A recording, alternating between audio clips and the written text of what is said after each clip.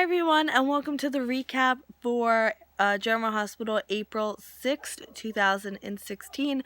Y'all weren't kidding. This one was crazy good. So let's get right to it. At Alexis's place, Molly and Kristina. So Kristina tells Molly that she told Alexis about Parker and she didn't embrace the idea, and Molly wants to know what happened. So Kristina says that Alexis wasn't happy about with the idea of Kristina being with a woman, and she says that yes, she's confused, but not about Parker, her feelings for Parker, her feelings about women, and it's a very and she tells Molly what Alexis said.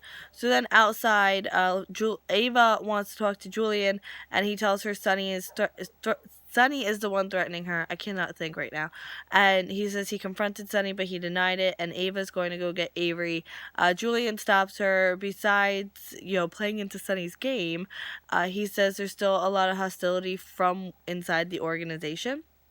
So, I think it's funny that Ava wants to take points away from Sunny for taking advantage of a situation. Yeah, okay. Got it.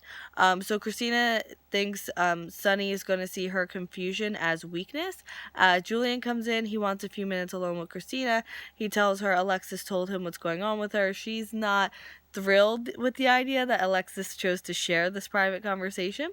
And Julian says Alexis is disappointed in herself, but personally, that's not how she acted in part 2 of that conversation with Kristina, where now she's gone off to find Parker. And Julian says that maybe Alexis is just worried about her overall, and it's not specifically about this one thing. At Wesleyan, Alexis is meeting with Parker, and she wants to know if she took advantage of Kristina, because of course you would just answer that question honestly, but whatever. So Parker says that she didn't take advantage of Kristina. And Alexis outlines the power discrepancy, and Parker says that she didn't use that to come on to Kristina. So, Alexis insists on Parker answering her questions, and Alexis threatens to make a scene, and Parker wants a lawyer, or, doesn't want to talk to her anymore unless there's a lawyer involved, and Alexis is like, I am a lawyer, which is kind of even more reason for her not to talk to you, but whatever. So Alexis says there's a difference between questioning Kristina's sexuality and rejecting it. Personally, not really, but okay. And Parker says, this isn't about her, it's about Kristina. And, Parker says that she just needs her mother. Kristina just needs her mother. So Parker sits down and explains how scary this is for Kristina, and, how she tried to be friends with Kristina, and it skewed in Kristina's mind. So I don't think it's as cut and dry as that, because we all saw what happened when Parker came to visit Kristina, but whatever, I'll let it slide for right now. So Parker says Kristina's terrified of rejection and needs to feel that home will never change, and Kristina wants to grow up to be like Alexis, and she tells Alexis to listen and pay attention to her. And Parker mentions that Sunny had people poking around. So she says that Kristina is afraid that being attracted to women is going to alienate her parents.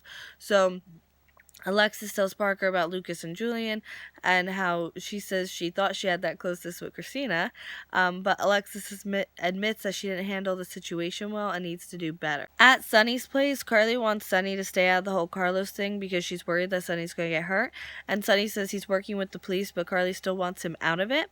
So Ava arrives. She says she knows Sunny's the one that sent her the black rose. He denies it, and she says she's bringing Avery home as soon as Kiki gets home, and then leaves.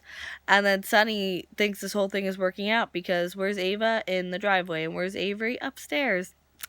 At Jason's place, he and Sam are talking through the NIKOLAS theory, and she wonders what happened to NIKOLAS, and she's like, he was the good Cassadine, and it's so hard for her, and she realizes NIKOLAS did what he did to Hayden for himself, like the Elizabeth excuse that, could be used for Jason doesn't apply here.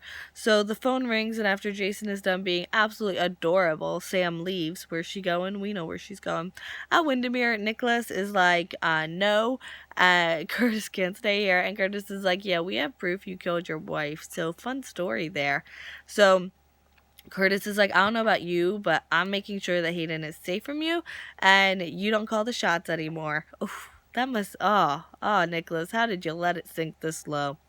So Curtis says that Laura would get pulled in for questioning, and he says that a simple ballistics test that can be run with one phone call, and NIKOLAS is on the hook for conspiracy and attempted murder. So it might not want to step out of line. So Hayden pulls Curtis away, and they go into the other room, and Sam arrives and just starts yelling at NIKOLAS for having Hayden shot, and she's going to turn him into the police. So she just barges on in, and NIKOLAS and Sam get into a physical altercation when he's trying to pull the phone away from her, and then Jason comes up and grabs NIKOLAS, punches him, just beats him up. Curtis grabs Jason. Jason turns on Curtis, beats him up a little too, and then goes back to beating up NIKOLAS and almost kills him. Like, had Sam not stopped it, he would have. And NIKOLAS, he swats Hayden's attempts to help him, and then Sam and Jason just get out of there. So Hayden is very shaken up that Jason almost killed NIKOLAS, and NIKOLAS makes himself a drink. He's in really bad shape, and Hayden comes in and crushes ice for him. He doesn't swat her away, and she cleans up his face a little bit. Back at Jason's apartment, NIKOLAS, he bruised Sam, like her arm is all bruised. You can't see it on my arm. You know what an arm looks like. Don't know why I'm doing that. And she doesn't want them to lose any more time because of NIKOLAS, and I love them forever. J-Sam forever. And end scene. Woo, already there. So Julian asks if Kristina will give Alexis some slack. She says yes, and Julian said that Alexis texted and said she'd be out of town for business. So Alexis thanks Parker for her time and leaves, and Kristina calls Parker, and she finds out that Alexis wants to see her.